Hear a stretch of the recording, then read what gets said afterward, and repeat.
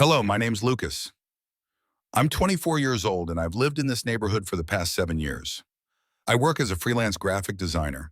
I spend most of my time on the computer building websites or logos for small businesses and sometimes just scrolling through stuff I shouldn't waste my time on. It's a quiet life, nothing too crazy. I don't go out much and honestly I don't mind it. My parents and I moved into this house when I was 17. It was the summer before my senior year of high school. I remember the boxes, the new smell of the place, the awkward neighbors waving hello from across their lawns. Everyone was polite, but the kind of polite where they smile and close their door right after except her. Her name was Brenda. Miss Brenda, some of the neighbors called her. She lived alone just next door. Two-story house, perfectly trimmed, hedges and flower beds that always looked fresh, even in the off-season. When we moved in, she brought over banana bread, smiled wide and told my mom, "If you ever need anything, sugar flour help with your boy, just knock." I remember her smile. It was warm but tired, like someone who'd smiled through too much. I didn't think much of her back then. She was just our older neighbor, maybe early 40s, I'd guess. Brown wavy hair that brushed her shoulders, always neatly dressed. She had this vibe of someone who'd been through stuff but tried to keep it together. At first, we didn't talk much. I was busy with school and then later college. But every now and then, I'd see her outside struggling with a trash can or dragging a bag of mulch across her yard. I'd help just being nice. She'd thank me and say things like, "You're a good young man, Lucas." The years kind of blur together. I went away for college but came back every break. Sometimes I'd mow her lawn when I did ours or shovel her driveway after a snowstorm. She always said thank you with this soft, almost grateful tone. I didn't think much of it. To me, she was like an aunt I barely knew, a neighbor who appreciated the help. That was all. Then after college, I moved back in with my parents for a while to save up. Freelancing wasn't bringing in steady money yet, so it made sense. And that's when I started noticing little things. Brenda would always be outside when I was. If I came back from the gym there, she was watering plants. If I took a call on the porch, she'd somehow find something to check in her garden. One day she called me over. She said her porch light wasn't working and asked if I could take a look. I said sure. It took me 5 minutes to tighten a wire. She handed me a glass of iced tea and smiled. Then she said something that stuck. "I've watched you grow up, Lucas, but now you're a man." I chuckled awkwardly, didn't know what to say. It sounded like a compliment, but it didn't feel casual. It felt like a shift. She looked me right in the eyes when she said it, and not the kind of look you give a neighbor's kid. I shrugged it off, thought maybe I was overthinking. Maybe she was just being nice. I mean, she's been through a lot, right? That's what my mom always said. She's had it rough. I started thinking about what little I knew. 3 divorces, I'd heard. One of them ended ugly, some kind of restraining order. No kids. My mom once whispered she wanted children, but it never worked out. I began noticing more how she touched my arm when I handed her something, how she'd laugh a little too long at my jokes, how she once said, "I don't need a man, but it would be nice to have someone who actually notices me." She looked straight at me when she said that. I didn't know how to handle it. I was raised to be polite, respectful, and I never wanted to make her feel rejected or embarrassed. But something inside me was starting to tense up. She wasn't just being friendly, and I wasn't sure what to do about it. After that moment on her porch where Brenda looked me in the eyes and said, "You're a man now," I tried to forget it. I told myself it was nothing, just a strange way to word a compliment. Maybe she meant it like an older sister or mentor figure would say it. That's what I kept telling myself. But after that day, it felt like a switch had flipped. Suddenly, she was everywhere. If I stepped outside to take a call, she'd be in her front yard trimming a bush that didn't need trimming. If I ran to the car in the morning, she'd be getting her mail, even though it was too early for mail.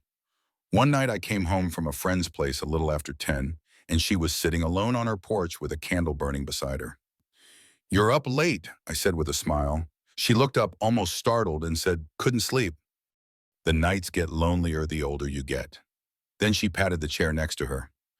I laughed awkwardly, muttered something about being tired, and headed inside, but her voice followed me.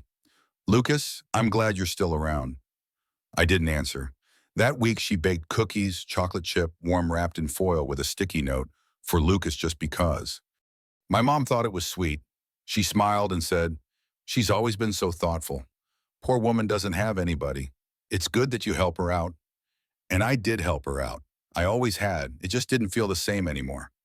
Now, every time I fixed something or brought her trash bins back from the curb, I felt this strange tension in the air. One Sunday afternoon, she asked if I could help her move a heavy box from her attic. It was hot, the kind of dry heat that makes your shirt stick to your back. I figured I'd be in and out, but once I got the box down, she asked if I wanted a cold drink. We sat in her living room. She poured iced tea and put on music, something slow and jazzy. She leaned back on the couch and sighed. "Feels good to have company," she said. "It's quiet in here always. I talk to myself more than I should." I smiled politely. "Well, at least you've got this place looking nice. It always feels cozy here." She looked at me again with that same intense gaze. "You always know what to say," I laughed. "Nah, just being honest." Then she said, "You're not like other guys your age." I froze a bit. "What do you mean?" "You listen, you care, you're present. Most men just disappear when you need them." She paused. "You're different." The room felt smaller. I took another sip of tea and checked the time on my phone. "I should probably get back," I said. "Got a few deadlines tonight." She walked me to the door, and before I stepped out, she touched my arm. Not lightly, but deliberately. Held it for a moment. "If you ever need anything, Lucas, anything, I'm just next door." I nodded, quickly muttered thanks, and left. Whoosh. That night I lay in bed staring at the ceiling, feeling like I was losing control of a situation I never even meant to be in.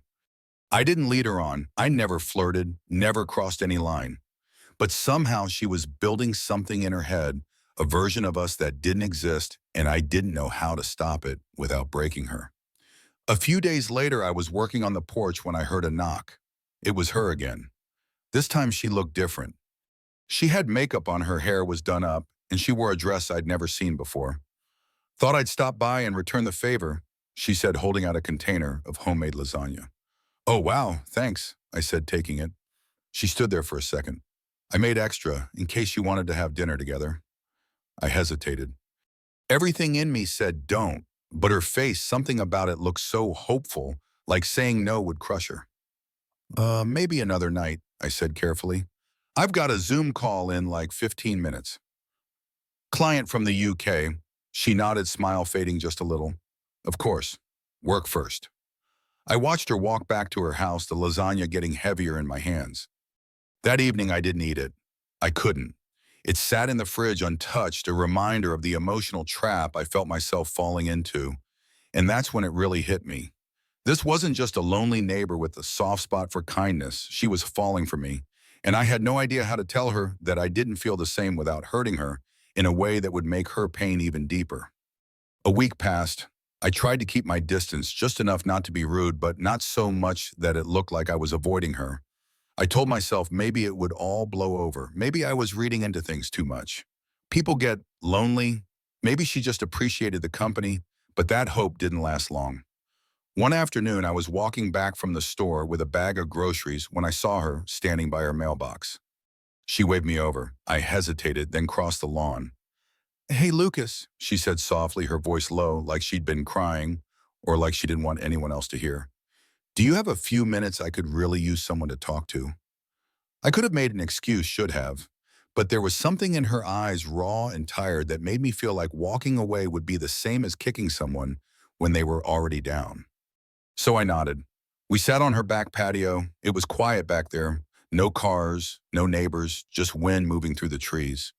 She poured 2 glasses of wine. I told her I didn't really drink, but she handed it to me anyway. Then she started talking about her life, about all of it. The first husband was charming but emotionally abusive. The second one cheated on her with a woman 10 years younger. The third one left when he found out she couldn't have children. She looked down at her hands when she said that. I was only 33 when the doctor told me. I had all these plans, the nursery, the lullabies, the birthday parties. I didn't know what to say. No one teaches you how to respond to that. I tried adoption, she went on, but they told me I was emotionally unstable. That's what the caseworker wrote down. Can you believe that? She laughed, but it wasn't a laugh. It was more like the sound you make when you've got no tears left. Ever since then, and it's just been quiet, she said. Years of quiet. You start talking to your plants.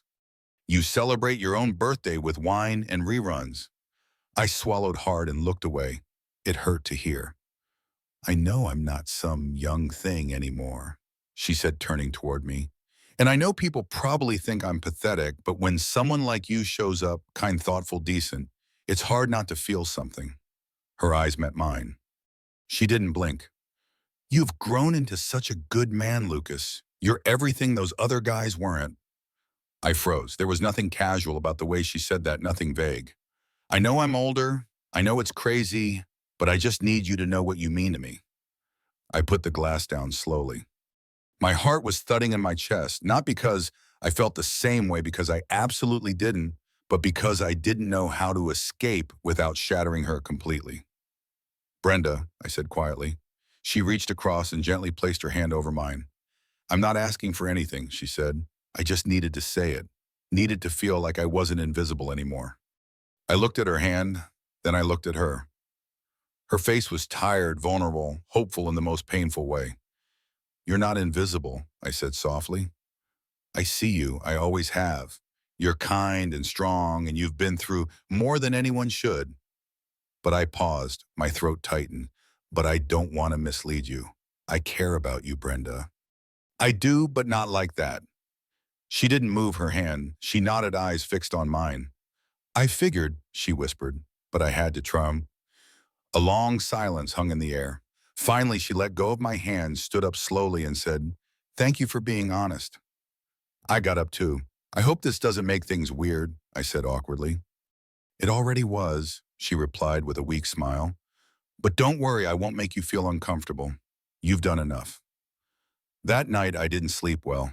I kept replaying the whole conversation in my head. The way she looked at me, the way I felt like I had to walk a tightrope between kindness and rejection. It wasn't that she was unattractive or strange. It was that I never felt that connection, never saw her that way. And now I was caught in something that felt like a wound I didn't cause, but somehow still had to clean up. I thought that maybe things would settle after that, but they didn't, not yet. The next couple of days, I didn't see Brenda at all. No wave from the porch, no check-ins at the mailbox, no knock on the door with a plate of cookies or a small favor, just silence. And to be honest, I was relieved. Not because I hated her or felt angry, because I finally had space to breathe. The tension that had been building over the past months had cracked open, and the truth had spilled out, and she'd taken it better than I expected. But that relief didn't last. By the end of the week, my mom mentioned something at breakfast. Brenda hasn't been out much lately, she said, sipping her coffee. I saw her blinds closed all day yesterday. You think she's okay? I shrugged, trying to sound casual. Maybe just busy. She works from home, right? My mom nodded slowly. Still, she usually says hi. Maybe I'll check in on her later. That stirred something in me. Guilt. Not because I'd done anything wrong, but because I knew the truth. I was the reason her lights were off. Her silence wasn't just quiet, it was her way of mourning something she'd probably hoped would grow. A few days later, she texted me. First time in weeks. Hey, got a cabinet door that fell off the hinge. If you're free sometime, would really appreciate your help. No pressure, no hearts, no flirty smiley faces, just plain words. I stared at the message for a while, then typed, Sure, tomorrow work. She replied a minute later. That would be great. Thank you, Lucas. I went over the next evening. Her house felt different, colder. No candle burning, no music playing, just her in sweatpants and a loose hoodie, hair tied up, no makeup. She looked like someone trying to disappear.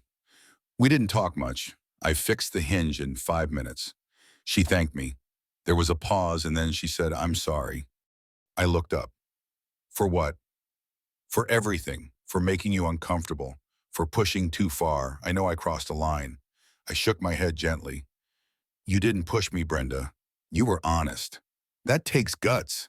She gave me a half smile, the kind people give when they're holding back tears. I think I forgot how to just be someone's friend, she said. All I ever wanted was to feel wanted. You were kind. I guess I held on to that too tightly. Her voice broke a little on that last sentence. I looked down at the screwdriver in my hand, unsure of what to say. You know, she continued, when you live alone long enough, you start filling in blanks. You imagine people feel the same things you do because it makes the silence easier. She sat down at the kitchen table, exhaled deeply. I'm not mad at you. I'm mad at myself. I let my hope get louder than my reason. There was a moment of stillness, and I sat down across from her. I care about you, I said, as a person, as someone who's been part of my life since I was a teenager. But I was scared to hurt you by being honest, and I think that made things worse. She nodded slowly. Honesty always hurts less than lies, even soft ones. Then she added something that stuck with me for days. I'm not broken, Lucas. I just needed to be seen. You saw me. That's enough. After that night, we didn't really talk much. Just a polite wave every now and then, a short hello at the mailbox. That emotional door, once cracked open, was gently closed this time with mutual understanding. But the situation left a mark on me. I started thinking about how many people carry invisible stories, how easy it is to misread kindness as something more when you've spent years in emotional isolation. And more than anything, I realized that sometimes the hardest thing isn't rejecting someone's feelings. It's doing it without making them feel worthless. A few weeks passed, and one afternoon I saw her sitting in a lawn chair on her porch reading. She looked up, waved gently, and went back to her book. It wasn't the same kind of wave as before. It wasn't an invitation. It wasn't loaded with expectation. It was just a wave. And for the first time since everything began, I felt okay again. Some people drift out of your life with a bang, an argument, a betrayal, a slammed door. But with Brenda, it was different. She didn't disappear overnight. She just faded. After that conversation in her kitchen, something shifted. She stopped asking for help. She stopped trying to stretch out our talks with small excuses. And I stopped feeling that weight in my chest every time I saw her on the porch. We had finally drawn a boundary, and this time it held. I remember one particular afternoon a few weeks later. I was mowing the lawn, earbuds and shirt soaked from the heat. When I paused to empty the bag, I looked up and saw her across the fence. She was watering the flowers by her mailbox sun hat, on gloves, hose in hand. She looked up, caught my eye, and smiled. Just a small one, not a flirty smile, not a hopeful one, just polite. I nodded, smiled back, and went back to mowing. And you know what? That small, unremarkable moment felt huge because it told me something. She'd accepted it, and so had I. Brenda never brought up her feelings again, never apologized a second time. She didn't need to. Sometimes healing isn't dramatic, it's quiet. It's about recognizing the line between longing and reality and respecting that line. A few months later, I got a new gig that paid better, and I started talking to a girl I'd met through work. It was slow, nothing serious at first, but it felt natural, simple, age-appropriate, mutual. I didn't mention it to Brenda, and she didn't ask, but she must have known. People talk. It's a neighborhood. One evening I was coming home from dinner, and she was sitting out front reading again. I gave a little wave. She returned it, and she called out, "Lucas." I stopped, turned. "Yeah." She set the book down and stood up. "You look happy," she said. "I am," I answered honestly. She nodded, walked a few steps closer, still keeping distance. "I'm glad," she said. "You deserve to be." I paused, looked at her for a moment. She looked better, lighter somehow, like she was finally breathing again. "So do you, Brenda," I said. She nodded again. Then without another word, she turned and walked inside. And that was it. We didn't have a tearful goodbye. We didn't have some deep philosophical closure. What we had was mutual respect restored. What we had was silence that finally didn't hurt. Months passed. I eventually moved out of my parents' place and into an apartment closer to the city. Life moved on as it always does. But sometimes when I visit my folks and drive past Brenda's house, I glance at her porch. Most times she's not there. Sometimes she is, and we still wave, and it's just a wave, not a hidden message, not a cry for attention, not a symbol of a story that could have been. Just a wave between two people who once stood on uneven ground and figured out how to step back without pushing each other over. This is how the story ends. I didn't fall in love with my older female neighbor. I didn't save her from loneliness. And I didn't let guilt lead me into something I never wanted. Instead, I gave her honesty. She gave me grace. and we both walked away with dignity. No drama, no secret regrets. Lucas and Brenda's story offers a heartfelt lesson about the power of kindness and the courage it takes to set honest boundaries with compassion. Brenda's vulnerability, shaped by years of loneliness and loss, reveals how deeply human it is to crave connection, especially when life feels isolating. Lucas's gentle, respectful response to her feelings teaches us that true empathy doesn't require reciprocating emotions, but rather honoring someone's dignity in their moment of need. His struggle to balance politeness with clarity shows that setting boundaries, though difficult, is an act of integrity that protects both parties from deeper hurt. This story reminds us to approach others' pain with care, recognizing that our kindness can be a lifeline, but also that honesty is the kindest gift when expectations misalign. Brenda's grace in accepting Lucas's truth and their mutual respect in moving forward highlight the beauty of healing through understanding, not drama. It's a call to listen to those who feel unseen, to offer support without losing ourselves, and to embrace the quiet strength of letting go with love. What touched you most about Lucas and Brenda's journey? Have you ever navigated a moment where kindness and boundaries collided? Share your reflections in the comments. We'd love to hear your stories. If this story moved you, please like, subscribe, and hit the bell to join our community of soulful tales. Let's keep exploring life's profound lessons together.